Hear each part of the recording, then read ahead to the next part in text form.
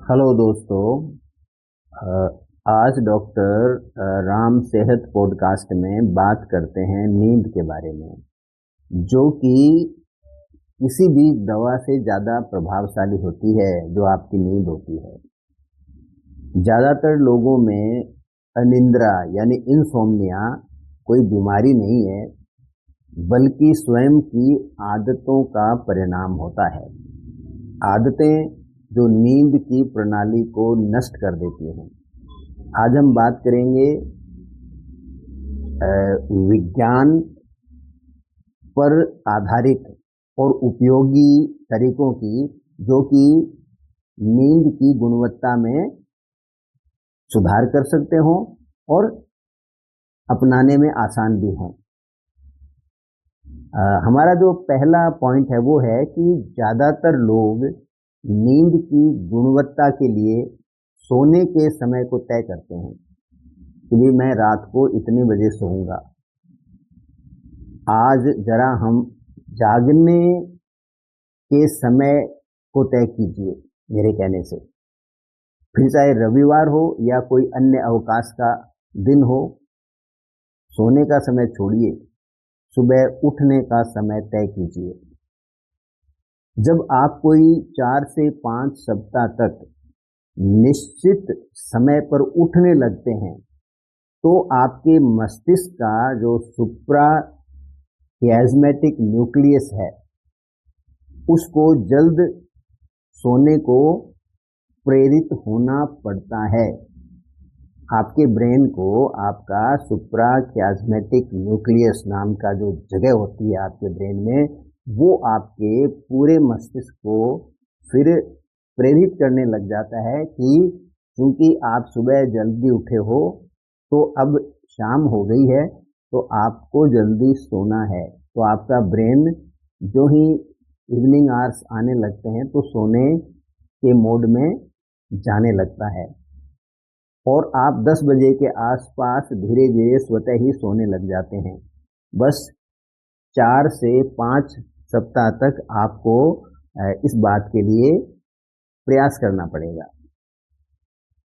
दूसरा एक पॉइंट है कि क्या आप जानते हैं कि सुबह का जो सूर्य का प्रकाश होता है, धूप नहीं, सूरज का प्रकाश, सूरज की जो सुबह सुबह की रोशनी, वह रात की नींद लाने का एक सशक्त और प्राकृतिक तरीका है। उगते सूरज के प्रकाश में यदि आप रोजाना 20 से 30 मिनट रहते हैं, तो आपकी बायोलॉजिकल क्लॉक एक्टिव हो जाती है, और वो जो मेलाटोनिन नाम का नींद आने वाला हार्मोन होता है, उसको और उसके स्तर को बढ़ाने का कार्य सुबह से ही प्रारंभ कर देती है। और ज्यों ज्यों शाम आती है और फिर रात्रि आती है, तो आपका मेलाटोनिन अपने पीक पे चला जाता है और आपको जल्दी नींद आ जाती है। तीसरा पॉइंट जो आपको ध्यान रखना है वो है कि आपके मोबाइल की जो ब्लू लाइट होती है, वो ब्लू लाइट नींद की प्रक्रिया में एक बड़ी रुकावट हो सकती है। इसलिए रात को 9 बजे के आसपास मोबाइल का उपयोग बंद कर या तो कोई पुस्तक पढ़ें या फिर कोई सिंपल स्लीप ऑडियो म्यूजिक सुने। इस बात का आप ध्यान रखें। और मोबाइल को है वो तो आप सुबह उठ के भी देख सकते हो। यदि रात को आप जल्दी सो जाते हो और सुबह 5 या 4 बजे के बीच में आप उठ जाते हो या 5:30 के आसपास, तो सुबह आधा घंटा अपना या पौन घंटे मोबाइल देख लो, जो कि आप रात को देखते हो। चौथा जो पॉइंट होता है वो होता है कि यदि आप कॉफ़ी के शौकीन हैं, तो दोपहर 2 बजे के बाद प्लीज़ कॉफ़ी नहीं लें, क्योंकि कॉफ़ी मस्तिष्क को 6 से 8 घंटे तक जगाकर रख सकती है। कॉफ़ी के बाद में यदि आपको नींद आ भी जाती है, तो उसमें डेप्थ नहीं होती, यानी आप सुबह जब उठोगे तो आप उतने तरोताज़ा नहीं उठोगे। इसलिए कॉफ़ी आपको लेनी है तो दोपहर 2 बजे तक लेनी चाहिए, जिससे रात को करीब 9-10 बजे तक उसका इफेक्ट है वो 0 हो जाए और आपको 10 बजे के आसपास नींद आ जाए। जो पांचवा बिंदु है जिस पे हम बात करेंगे वो है कि नींद आने के लिए आपके शरीर का तापमान कोई 2 डिग्री सेल्सियस नीचे गिरना चाहिए, यानी आपकी बॉडी है वो थोड़ी कूल होनी चाहिए। इसलिए कमरे की रोशनी को बंद कर देना चाहिए सोने से करीब 10-15 मिनट पहले, और विशेषकर जो एलईडी लाइट है उसको। और कमरा यदि थोड़ा कूल हो, थोड़ा ठंडा हो जाए तो वो और भी अच्छी बात है, एक्सेप्ट जो विंटर के महीने होते हैं उनको आप छोड़ दीजिए 2-3 महीने। अदरवाइज आपका रूम थोड़ा कूल होना चाहिए, चाहे खिड़की खोल दें, चाहे एयर कंडीशनर या कूलर चला लें, या कोई भी आपका जो मेथड है वो अपनाएं आप। ऐसा करने से मेलाटोनिन ज़्यादा मात्रा में बनता है, जिससे नींद शीघ्र भी आती है और बेहतर भी आती है। हमारा छठा बिंदु जो है वो है कि यदि किसी दिन नींद नहीं आए तो सोने के लिए कृपया संघर्ष मत कीजिए। ऐसा नहीं है कि बिस्तरों में आप लेटे रहो और करवटें बदलते रहो, उससे नींद नहीं आएगी, आप में डिप्रेशन भी आ जाएगा, एंजाइटी भी क्रिएट होगी। तो बेहतर ये होगा कि आप बिस्तर पर लेटने की बजाय आप बैठ जाएं, फ्रस्ट्रेट बिल्कुल नहीं हो, और आप उठ जाएं और उठ करके थोड़ा सा कोई न कोई आप एक्टिव कार्य करें। आप कोई किताब पढ़ लें, आप अपने कमरे के अंदर थोड़ा टहल भी सकते हैं आंखें बंद करके, और आप अपने जो ध्यान है उसको भी केंद्रित कर सकते हैं। ब्रीदिंग के साथ जो ध्यान देना है कि सांस अंदर गया, सांस बाहर आया, उस पर फोकस कर सकते हैं। और 2-5 मिनट ऐसे करके आप दोबारा यदि लेटते हैं तो संभावना है कि आपको नींद आ जाएगी। जो सातवां हमारा बिंदु है वो ये है कि रात का भोजन हल्का रखिए, और बिस्तर में जाने से 2 से 3 घंटे पहले आपका भोजन समाप्त हो जाना चाहिए, यानी रात का भोजन हर हालत में 8 बजे से पहले हो जाए।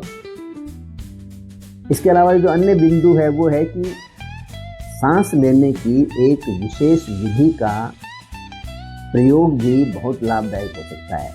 इसमें आप क्या करेंगे कि आप एक लंबा सांस लीजिए जो 4 सेकंड तक आप लेते रहें लगातार, और फिर उसको धीरे धीरे करीब 6 सेकंड में उस सांस को धीरे धीरे आप वापस छोड़िए।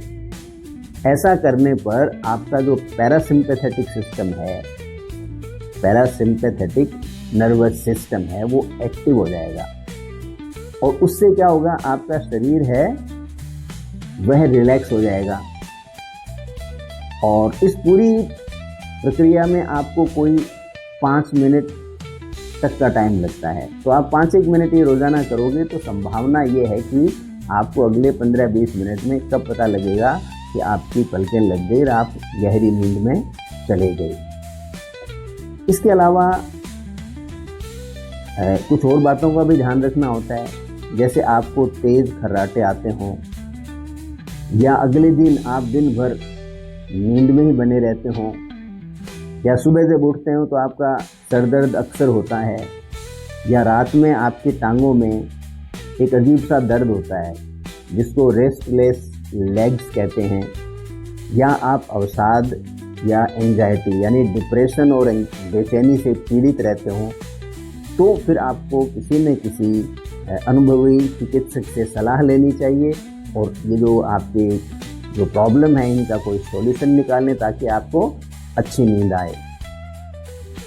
अंत में याद रखिए कि आपकी नींद ब्लड प्रेशर, ब्लड शुगर, शरीर के वजन, याददाश्त, इम्यूनिटी और आपके मूड को सही रखने का कार्य करती है।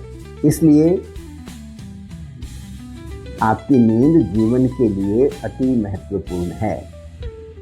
नींद को नींद की गोली के बजाय प्रकृति की लय के साथ संबंधित कीजिए। प्रकृति की लय, नेचर्स रिदम। मैं डॉक्टर रामावतार शर्मा डॉक्टर राम सेहत पॉडकास्ट में उम्मीद करता हूँ कि यह पॉडकास्ट आपको स्वस्थ और ताज़ा रखने में सहायक होगा। और मैं विश करता हूँ कि आप हेल्दी रहें, आप अनुशासित रहें। Stay healthy, stay discipline. Thank you.